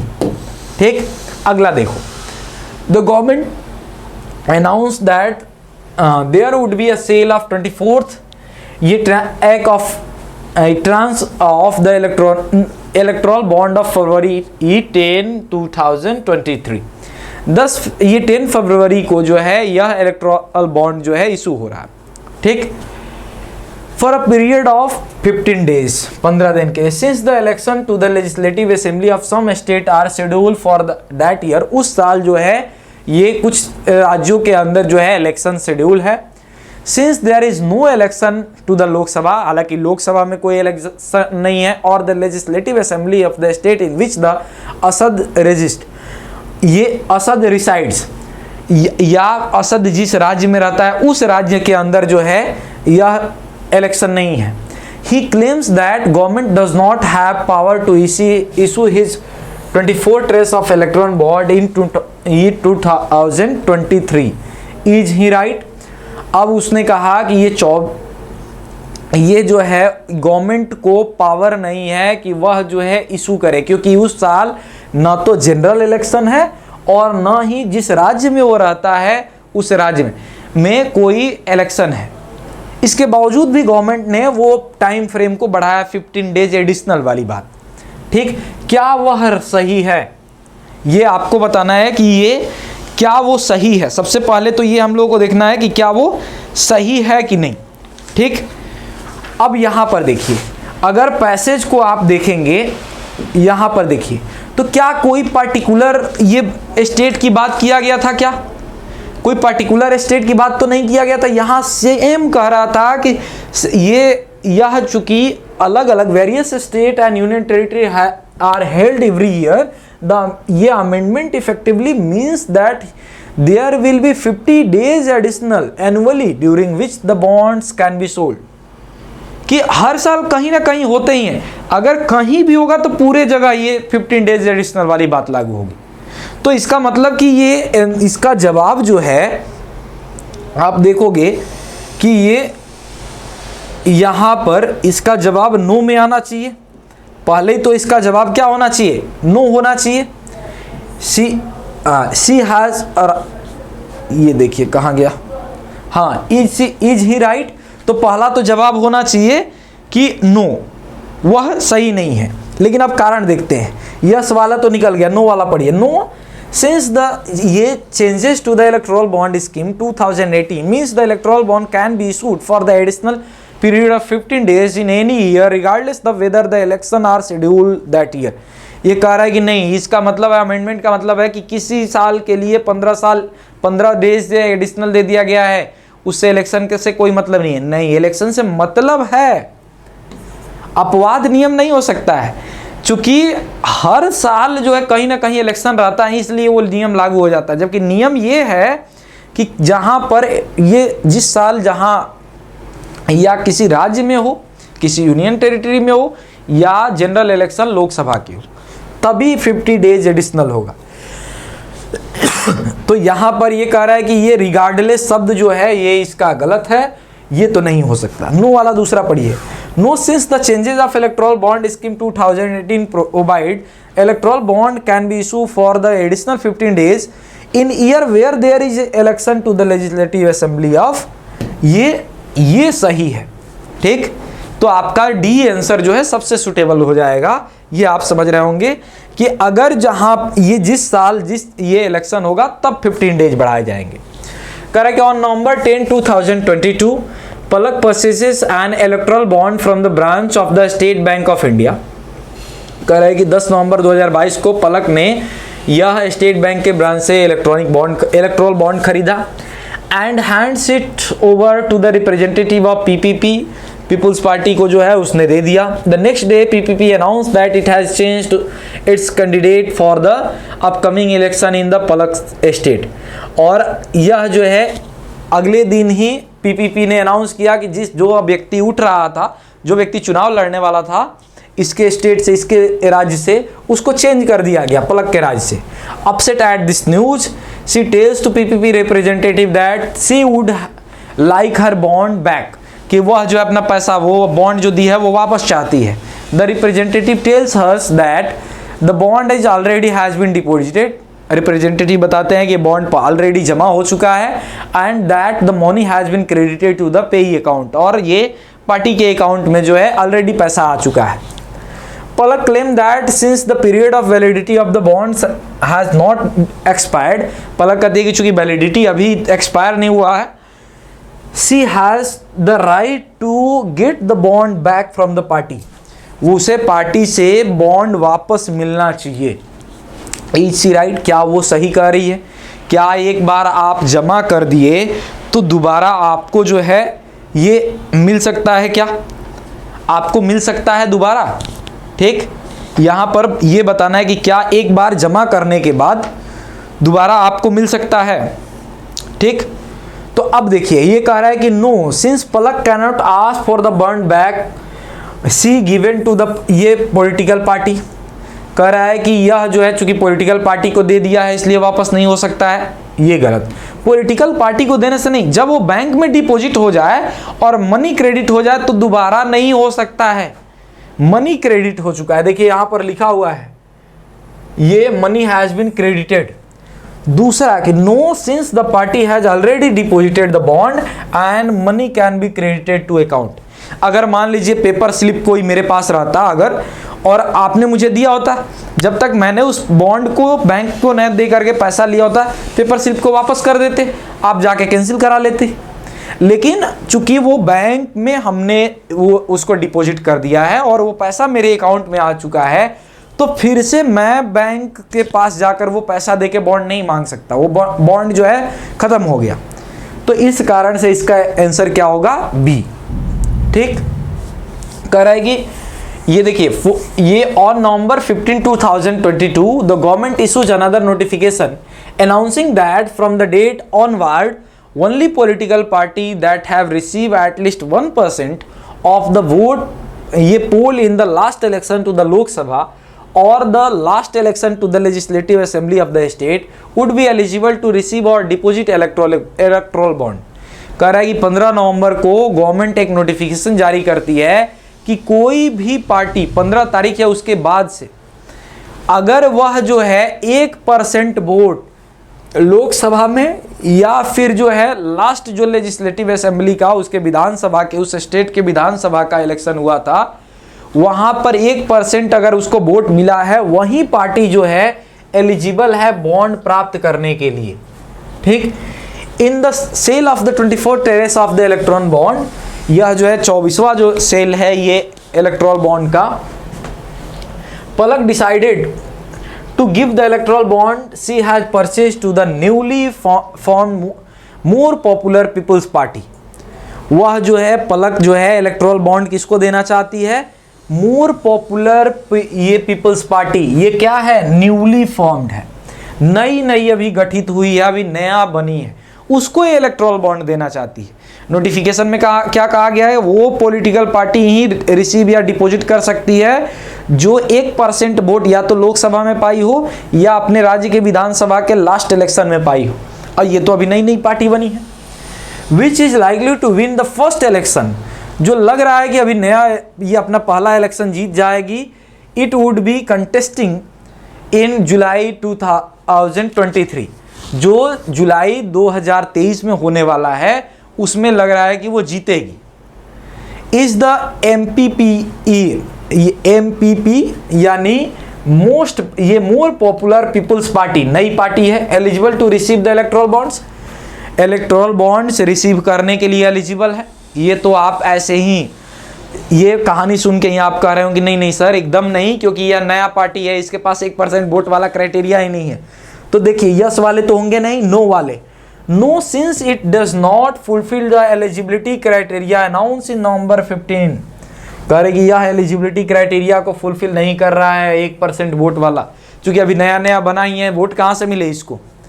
तो ये आप इसका आंसर हो जाएगा। अगला क्वेश्चन देखो, Abraham who lives in a different state from Asad, Abraham नाम का एक व्यक्ति है जो असद जहां रहता है उससे डिफरेंट स्टेट में रहता है, purchase the electoral bond in the sale of the 23rd Terrence.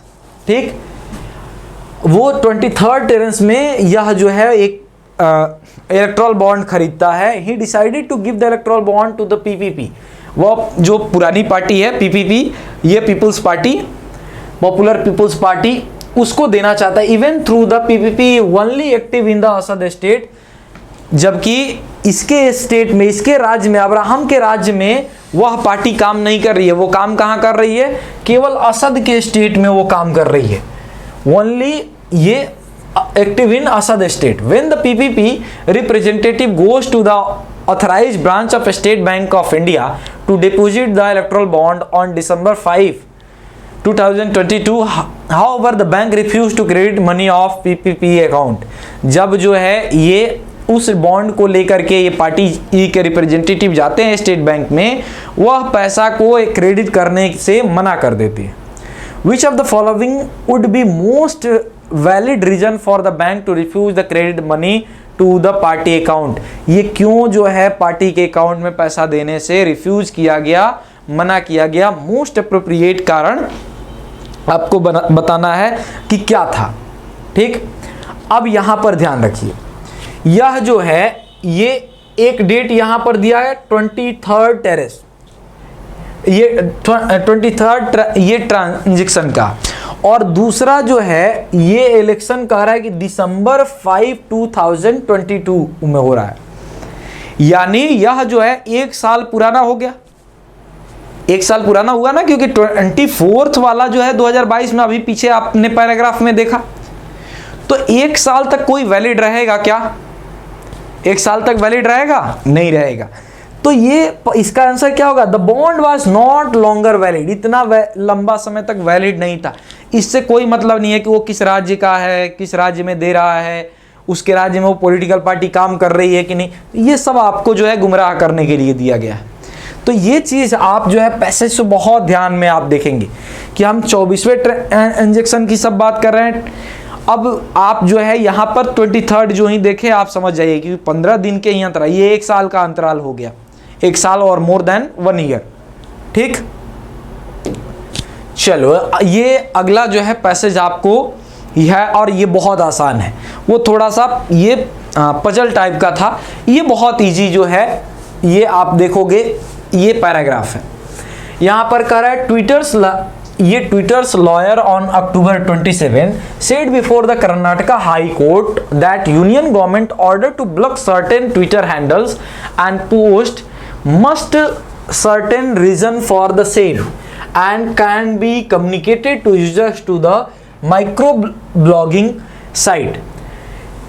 ये ट्विटर्स के लॉयर, ट्विटर आप जानते हैं ना जो अब एक्स हो गया है, तो ये ट्विटर के लॉयर जो है कर्नाटक हाई कोर्ट के सामने जाके कहते हैं कि सेंट्रल गवर्नमेंट, यूनियन गवर्नमेंट ने उनको कहा है कि कुछ जो है ट्विटर हैंडल्स के पोस्ट को, ठीक, ब्लॉक सर्टेन जो है Twitter handles and post must be content reason, ये content reasons for the same, कि जो भी ब्लॉक किए जाएं उसका कुछ जो कारण हो वो बताएं। ये कम्युनिकेटेड टू यूजर्स, यानी यूजर को बताएं क्यों ब्लॉक किया गया या क्यों उनका पोस्ट डिलीट किया गया, by the help of micro blogging. She said this apply to all blocking, ये order send to the social media platforms, और उन्होंने कहा कि जितने भी आप ब्लॉक ये कर रहे हैं वो सब पे ये लागू होता है, सोशल मीडिया प्लेटफॉर्म पे। The lawyers representative Twitter said that the reason for the blocking order must be provided to user so they can determine whether or not they want to challenge the order। उन्होंने ये भी बात कहा कि यह इसलिए जो है ये प्रोवाइड कराना जरूरी है, blocking order must be provided to user so that can determine, कि वह जो है ये निश्चित कर लें कि उसके खिलाफ वो चैलेंज, ये whether or not they want to challenge orders, कि वो जो ब्लॉक हुआ है उनका अकाउंट या पोस्ट ब्लॉक हुआ है उसको चैलेंज करना चाहते हैं कि नहीं। Challenging the blocking order, blocking order को चैलेंज करना। ट्विटर्स जुलाई 5 पिटीशन ये contended that several blocking order demonstrate excessive use of power and air disproportionate. ठीक, उसने कहा ये कि जितने भी ब्लॉकिंग ऑर्डर्स है उसमें ज़्यादातर आपने देखा है कि एक्सेसिव यूज ऑफ, जो ब्लॉकिंग हुए हैं वो या तो एक्सेसिव यूज ऑफ पावर से हुए हैं या डिसएप्रोप्रिएट जो है ये पावर्स के कारण हुए हैं, यानी जिसके पास पावर है वो ये उसका जो है ब्लॉक करा दे रहा है। विच ये such order can only be issued by union government and not the state government. और ये ज़्यादातर जो ये ऑर्डर जो है ये केवल यूनियन गवर्नमेंट दे सकती है, स्टेट गवर्नमेंट नहीं दे सकती है। ठीक, he said which the increase the danger of such abuse. Tweeters also claimed that the Ministry of Electronics and Information Technology had sent its letter ये threatening the consequences of the failing to comply with the blocking order such as the criminal proceeding against the company's ये chief compliance officer and stripping away the Twitter's safe ये harbour immunity. और उन्होंने कहा कि इस तरह के blocking जो है, ठीक, वो उसके खिलाफ जो है कंपनी के चीफ जो कंप्लायंस ऑफिसर हैं उनके खिलाफ जो है यह जो है ये शिकायत किया जा सकता है, कंप्लेन किया जा सकता है कि ट्विटर जो है अपने इंफॉर्मेशन को सिर्फ ये इम्यूनिटी के साथ यूज नहीं करने दे रहा। Otherwise available to the social media platform under section ये 79A of the information technology act, IT act का जो 79A है वो कहता है कि note that the central government has a power to strip away such safe harbour immunity under the IT act. IT act के तहत इस तरह के जो सेफ इम्यूनिटी दिया गया है ट्विटर को या सोशल मीडिया प्लेटफॉर्म को, उसको जो है वह क्या कर सकता है, उसको वापस ले सकता है। फर्दर इट इज द ये previous hearing, Twitter's lawyer said that the company was asked to block entire account, although section 69A of ITX does not permit blocking of the whole account। इसके पहले की सुनवाई में Twitters के जो lawyer हैं उन्होंने कहा कि उनसे ये भी कहा गया सेंट्रल गवर्नमेंट्स के रिप्रेजेंटेटिव द्वारा कि पूरा का पूरा अकाउंट जो है बंद कर दिया जाए। अल्दो IT एक्ट का 69 कहता है कि पूरा इंटायर जो है ब्लॉक नहीं करना चाहिए, होल अकाउंट परमिट नहीं करता है ब्लॉक करने को। इट ओनली परमिट्स या केवल परमिशन देता है to blocking of the information और the particular tweet or post, कि केवल वो उस जहां तक वो इन्फ्रिंज कर रहा है उस पार्ट को ब्लॉक करे या उस पोस्ट को ब्लॉक करे या पर्टिकुलर ट्वीट को ब्लॉक करे। It argued that the union government directions to block whole account will affect it the business. और उन्होंने कहा कि जो यूनियन गवर्नमेंट ने हमको डायरेक्शन दिया है कि पूरा कोई गलती करे तो उसका अकाउंट ही ब्लॉक कर दिया जाए, वह हमारे बिजनेस यानी ट्विटर के बिजनेस को यह बहुत सारा जो है घाटा पहुंचा सकता है। एडिंग दैट सेवरल ये prominent persons have their accounts on the platform. ठीक, तो ये चीज़ जो है आपको ये ट्विटर के सोशल मीडिया से यूज के जो है ये कर्नाटका हाई कोर्ट का जो है एक ऑब्जर्वेशन था जिसको छापा द वायर ने, ये एक मैगजीन है और यहाँ से जो है ये इसको उठाया गया है। अब यहाँ पर देखिए उसी के जो है, अच्छा इसका की कंसेप्ट आप समझ गए, कह रहा है कि यह यूनियन गवर्नमेंट चाहती है कि पूरा अकाउंट ट्विटर का ब्लॉक हो जाए, जो व्यक्ति गलती करे, पब्लिक ये जो है न्यूसेंस करे। दूसरा, ट्विटर चाहता है कि उसकी बिजनेस चले और वह IT एक्ट का सहारा लेता है कि IT एक्ट का 69 भी ये कहती है कि पूरा अकाउंट ब्लॉक ना हो, उस खास जो एक ये अब्यूजिव जो उसका ट्वीट है केवल वो ट्वीट ब्लॉक कर दिया जाए। वो मैसेज ब्लॉक कर दिया जाए या उसका पार्शियली अकाउंट ब्लॉक किया जाए। यही चीज़ यहाँ पर कहा गया है। चलिए ये चीज़ देखिए, कह रहा है ये Sunil is the high ranking officer of union government. ये सुनील क्या है, यह जो है यूनियन गवर्नमेंट के हाई ऑफिसर्स हैं, ठीक। While scrolling through their timeline on the social media platform, he noticed some post by Sachin के कुछ पोस्ट को वो नोटिस करते हैं। अ प्राइवेट बिजनेसमैन, जो एक प्राइवेट बिजनेसमैन है, विच ही फाउंड ऑब्जेक्शनेबल, कि वह जो है इस पे उनको ऑब्जेक्शन है, वो उनका ट्वीट सही नहीं है, यानी सचिन का ट्वीट अच्छा नहीं है। He send the order to the Unreal the company. अब देखिए ये अनरियल जो है ट्विटर जैसी ही एक कंपनी है, सोशल मीडिया प्लेटफॉर्म्स है, ये अज्यूम कर लीजिए आप। तो उस कंपनी को ये मैसेज देते हैं सुशील जो ऑफिसर हैं, वो is the social media platform that the post must be block, ये पोस्ट ब्लॉक होना चाहिए, एज दे मे ब्रिंग ये डिसरिस्प्यूट इंडिया, जो भारत का जो है डिसरिस्पेक्ट कर रहा है। Unreal claims the Sunil has no ये provided a clear details reason from ठीक from a reason to blocking the post and so the order is not valid। वो कहते हैं कि ये जो है अनरियल क्लेम करता है कि जो सुनील हैं, जो ऑफिसर हैं यूनियन गवर्नमेंट के, वो कोई खास इसका एक्सप्लेनेशन नहीं दे रहे हैं जिससे हम अपने कस्टमर को बता पाएँ, इसलिए यह जो है यह ऑर्डर उनका वैलिड नहीं है। अब इसमें बताना है कि क्या जो है अनरियल जो कंपनी है वो राइट है, वो सही है, क्या उसका बात सही है, वो ब्लॉक करने की जो बात कर रहे हैं क्या वो बात सही है, ठीक। तो यहाँ पर देखिए अब कह रहा है कि ये no the blocking order is valid since Sunil found the post objectionable. नहीं, अनरियल जो है वो सही नहीं है क्योंकि इनका ये सुनील का ये पोस्ट जो है ये ऑब्जेक्शनेबल है, ठीक, ऑब्जेक्शनेबल के कारण से। दूसरा कह रहा है no the blocking order is valid.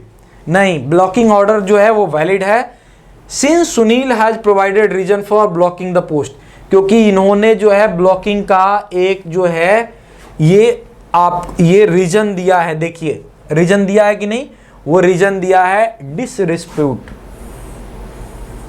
To India, ठीक। दे मे ब्रिंग डिसरिस्प्यूट टू इंडिया, कि यह भारत का जो है प्रतिष्ठा का हनन कर सकता है, इसलिए। तो यहां पर क्या है, अनरियल कंपनी जो है यह सही नहीं है और यह जो है सुनील सही है।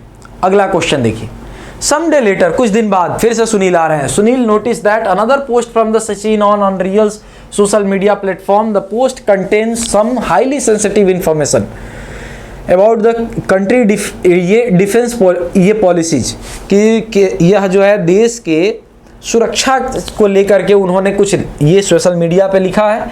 वो जो है he issued an order to Unreal, वो अनरियल को ऑर्डर इशू करते हैं that the post must be block, कि वो पोस्ट को ब्लॉक कर दिया जाए, since it the lose the government confidential information, क्योंकि वह जो है ये डिवल्ज कर सकता है गवर्नमेंट के कॉन्फिडेंशियल ये जो भी इंफॉर्मेशन है, और उससे जो है सिक्योरिटी थ्रेट हो सकता है। The order also say that Unreal should not let anyone know about the blocking order और दैट द पोस्ट वाज और ये order to be deleted since it relate to the secret government information. अब लेकिन उसमें ये भी बात उनके तरफ से कहा गया, लेकिन ये ब्लॉकिंग ऑर्डर का उसको पता नहीं चलना चाहिए, और इस तरह की कोई भी अगर पोस्ट हो जो गवर्नमेंट के इस पॉलिसी से हो तो उसको ब्लॉक कर दें और उसको कारण ना बताएं, ठीक। Unreal claims that this order is invalid, unreal कहता है कि नहीं ये जो है क्लेम आपका वैलिड नहीं है। इज अनरियल राइट, क्या अनरियल राइट है, क्या अनरियल जो है वो सही है। अब देखिए अभी आपने पैराग्राफ में पढ़ा, कह रहा है कि yes since it does not provide any reason that could be communicated to user of social media platform. बिल्कुल यह जो है ये अनरियल जो है राइट है, क्योंकि यह जो है कोई ऐसा कम्युनिकेट करने की बात नहीं कर रहे हैं और आपने देखा ना कि ये कहता है कि जिसका अकाउंट ब्लॉक किया जाए या पोस्ट डिलीट किया जाए तो वहां पर उसको कारण बताया जाए कि क्यों उसका पोस्ट डिलीट हुआ या क्यों पार्सली जो है ब्लॉक हुआ। ठीक, तो इसमें ये हो जाएगा। अगला देखिए, फिर से सुनील आ गया। Sunil sent Unreal a third blocking order, तीसरा जो है ब्लॉकिंग ऑर्डर देते हैं सुनील। सुनील कौन है? Government officer. Unreal claim that this order was invalid, कि ये ऑर्डर भी इनवैलिड है। अपसेट विद द अनरियल, तो वो अनरियल से नाराज हो जाते हैं। For the claiming that all his blocking order way invalid, कि वो जो भी ऑर्डर देते हैं वो सबको कहता है कि इनवैलिड है। Sunil send them a letter to which he says, वो एक लेटर लिखते हैं जिसमें वो कहते हैं if you do not comply with my blocking order, कि आप मेरे ब्लॉकिंग ऑर्डर के साथ नहीं जाएंगे, then I will force to initiate criminal proceeding against you, तो मैं आपके खिलाफ जो है आपराधिक ये कानून के सहारे जाऊंगा। And cancel your safe harbour immunity, और मैं आपका जो सुरक्षात्मक आपको जो है पहल दिया गया, आपको चलाने का जो अधिकार दिया गया है उसको हम आपको खत्म कर देंगे। Unreal claim that Sunil has broken the law by making this statement in the letter.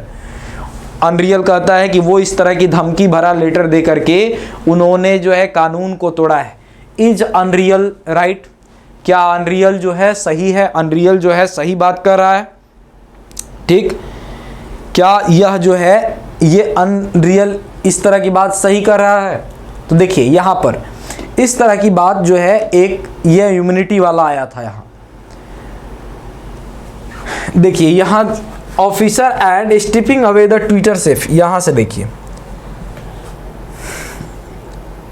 ये Twitter also claim that ministry of electronic ये and information technology had sent a letter to the threatening consequence for the filing of comply with the blocking order such as criminal proceeding against the company chief compliance officer and stripping away from the Twitter safe harbor immunity। ठीक, इसने वो दलील दिया यहाँ पर कि यह इस तरह से धमकी भरा प्रस्ताव जो है भेजे जा रहे हैं, लेकिन इस पे कोई जो है ये नहीं हुआ। तो यहाँ पर ये अनरियल को क्या ये तो यस वाला तो ऐसे ही हटा दीजिए क्योंकि ये सही नहीं है। ठीक, अब यहाँ पर देखिए कह रहा है कि no since Sunil had issue blocking order in the past as well, चूंकि ब्लॉकिंग सुनील पहले से भी पास्ट ऑर्डर भेज चुके हैं। Unreal should had comply the order ये विदाउट क्वेश्चनिंग देम, तो यह जो है अनरियल को बिना क्वेश्चन किए इनके ऑर्डर को मान लेना चाहिए था। ये तो ऐसे ही गलत हो गया, ये तो तनाशाही लग रहा है। दूसरा देखिए कह रहा है कि no since the IT act does not forbid Sunil to do so, IT act में इस तरह की कोई बात नहीं लिखी गई है, इसलिए अनरियल जो है सही नहीं है। ठीक, इस तरह करने से मना आईटी एक्ट नहीं करता है और ये गवर्नमेंट ऑफिसर है तो कर सकते हैं। तो डी आपका इसका आंसर हो जाएगा। अगले क्वेश्चन पे आओ। Comply with the fourth blocking order that they receive from Sunil, कह रहे कि चौथी बार सुनील आया, चौथा ऑर्डर पास करते हैं। Unreal block Sachin account, unreal हार पास के कहता है कि चलो भैया हमारा भी रोजगार हो, सचिन का अकाउंट ब्लॉक कर देता है। Since his post were seen as the increasingly objectionable by the government. ठीक, Sachin asked Unreal to share the reason for the blocking order, which they do, yet Sachin claimed the blocking order is invalid. Is he right? ठीक, अब यहाँ पर आप देखोगे सुनील के कहने पे इसका अकाउंट ब्लॉक कर देते हैं। सचिन जो है अनरियल से कहता है कि ठीक है हमारा अकाउंट ब्लॉक क्यों हुआ है, हमारा जो है रीजन बताओ। अब जो है ये सचिन क्लेम करता है कि उसका जो है गलत तरीके से अकाउंट वैलिड हुआ है, ये ब्लॉक हुआ है। क्या वह सही है? वह का मतलब सचिन, क्या सचिन जो है सही है? देखो ये सचिन जो है इतना चालाक हो गया, वही सचिन है जो सीमा हैदर वाला है। ठीक, तो ये जो है यहाँ पर अब पूछा है कि क्या सचिन सही है, बताइए। तो अब यहाँ पर आप देखोगे इसी का हमने आपको बताया था कि आईटी एक्ट का 69 कहता क्या है कि पार्शियली अकाउंट ब्लॉक होगा या पोस्ट केवल डिलीट होगा, अकाउंट ब्लॉक नहीं होगा। अगर अकाउंट ब्लॉक करेंगे तो आपको जो है ये उसका इंफॉर्मेशन शेयर करना पड़ेगा कि क्यों आपने ब्लॉक किया, ये पैसेज में लिखा हुआ बात था। तो ये नो वाला तो नहीं होगा, ठीक, ये तो सही है, तो नो वाला तो हटा दो, यस वाला में देखो, yes since Sunil was clearly targeting Sachin, Sunil जो है क्लियरली सचिन को टारगेट कर रहा था and miss using the power of ये साइलेंस देम, नहीं इस तरह के धमकी वाला काम नहीं, इसको तो एलिमिनेट कर देंगे हम लोग। दूसरा कह रहा है यहाँ पर देखिए, yes since section 69A of IT act only permit blocking information और the particular post but not the whole account, ये इसलिए सही है क्योंकि यह 69 कहता है कि या तो केवल इंफॉर्मेशन ब्लॉक होगा, केवल एक जिसपे यह जो है ये पोस्ट गलत अब्यूजिव पोस्ट डाला है, केवल वो पोस्ट गलत ये ब्लॉक होगा, पूरा कंटेंट जो है ब्लॉक नहीं होगा, न ही उसके अकाउंट। तो इस कारण से यह जो है सचिन सही है और यहाँ पर जो है उसका अकाउंट गलत तरीके से बंद। आज का ये लास्ट क्वेश्चन आप देखोगे, यहाँ पर कह रहा है ये सुनील सेंड अनरियल अ 5th ब्लॉकिंग ऑर्डर, ये भी देखो क्या गवर्नमेंट ऑफिसर एकदम पीछे ही पड़ गया है। कह रहे Sunil send Unreal to 5th blocking order, 5वीं वो जो है ब्लॉकिंग ऑर्डर देता है which say that the several of Sachin's latest post must be blocked, कि सचिन का बहुत सारा जो ये लेटेस्ट पोस्ट है वो उसको ब्लॉक कर देना चाहिए। ठीक, जितना सीमा है दर्श के साथ फोटो है सब ब्लॉक कर देना चाहिए। The blocking order set out the several reason why the post should be blocked. ठीक, कर उसके आगे देखिए, but the Unreal does not find them satisfactory, वो लेकिन जो है ये सचिन जो सुनील इसको कह रहा है कि इसके बहुत सारे कारण हैं, अनरियल को जो ये सेटिस्फैक्टरी नहीं लग रहा है। ठीक, rather than take an another fight with the government officer however, लेकिन अब दूसरी बार जो है अनरियल गवर्नमेंट ऑफिसर के साथ लड़ना नहीं चाहता है, इसलिए Unreal block the post and give Sachin what I think it better to set reason for blocking the post, इसलिए अनरियल क्या करता है पोस्ट को ब्लॉक कर देता है। ठीक, When सचिन फाइंड आउट, जब ये सचिन को पता चलता है claim that was wrong on the unreal part, तब वो कहता है कि यह जो है अनरियल के तरफ से गलती है and that the blocking order was inappropriate, और वह ब्लॉकिंग ऑर्डर जो है वो गलत तरीके से दिया गया। Which of the following most accurate in this, ये रिगार्ड, इस संदर्भ में सबसे जो है ये सुटेबल आपको बात इसमें खोजनी है, इस सबसे जो है सुटेबल बात क्या हुआ था। ठीक, तो यहां पर देखिए कह रहा है कि the blocking order was valid but Unreal action were inappropriate, चूंकि सचिन के लेटेस्ट पोस्ट जो है इसमें सेवरल आप देखोगे blocking order set out the several they post should B block. ठीक, यहां पर देखिए यह जो है इसका आदेश तो सही था क्योंकि उसको सेटिस्फैक्टरी नहीं लग रहा था, लेकिन अनरियल को क्या चाहिए कि वह जो है ब्लॉक करे उस पोस्ट को या डिलीट करे तो वह रीजन बताए, तो वह जो है रीजन नहीं दे पाया, इसलिए उसका क्या है उसका एक्शन जो है इनएप्रोप्रिएट है। ठीक, तो ये blocking was valid and order was inappropriate या अनरियल एक्शंस वाज इनएप्रोप्रिएट। ठीक, वही चीज को यहां पर बना के दे रहा है कि दोनों वैलिड है दोनों इनवैलिड है, तो इसका क्या हो जाएगा, इसका हो जाएगा ए आंसर। तो ये हम लोगों ने आज 4 पैराग्राफ किया, क्योंकि मैंने आपको बताया है कि 2023 वाले में उस समय आपके क्वेश्चन भी नंबर ऑफ क्वेश्चन ज़्यादा हुआ करते थे और यह जो है ये आपके पैसेज भी बहुत ज़्यादा पूछा करता था उस समय, लीगल के वेटेज भी थोड़े ज़्यादा थे, तो 8 पैसेज टोटल पूछा था उस साल। हालांकि अब तो आपके बर्डन को कम कर रहा है, तो एक साथ 8 अगर पैसेज करेंगे तो आप भी जो है थोड़ी सी थक गए होंगे, थोड़ी एनर्जी आपकी डाउन हो गई होगी, इस कारण से हम लोग ये 4 पैसेज को हम इसके सेकंड पार्ट में कर लेंगे, ताकि आपके जो है एक ही दिन में इंफॉर्मेशन गैदर नहीं करना है, हमको अप्रोच सीखना है, तो धीरे धीरे हम उसको करते जाएंगे। तो आज के लिए बस इतना ही, फिर मिलेंगे हम नेक्स्ट लेक्चर में। आपको जो भी प्रॉब्लम हो, जो इंफॉर्मेशन आपको जो है ये मिस हो या आपको कुछ बातें समझ में नहीं आए, तो आप उस बात को कमेंट सेक्शन में लिखेंगे, उस चीज़ को हम बहुत ध्यान से, मेरी टीम जो है बहुत अच्छे से उसको केयर करती है, और जो भी होगा आपको नेक्स्ट लेक्चर में उसको और अच्छे से क्लियर कर दिया जाएगा। तो चलिए आज के लिए बस इतना ही, फिर मिलेंगे अगले क्लास में। Thank you, good night, bye bye.